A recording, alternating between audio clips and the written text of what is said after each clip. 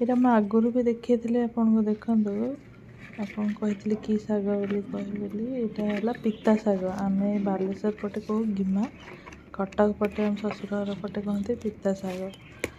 ତ ଆଜି ମୁଁ ଦେଖିଲି ବଡ଼ ବଡ଼ ସବୁ ହେଇଯାଇଥିଲା ପତ୍ର, ତାକୁ ଏବେ ଓପାଡ଼ି ନେଉଛି।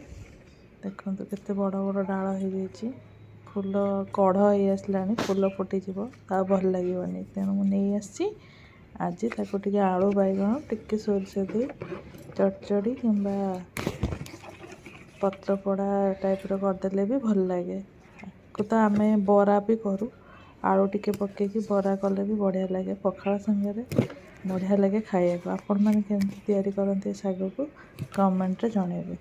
ଧନ୍ୟବାଦ।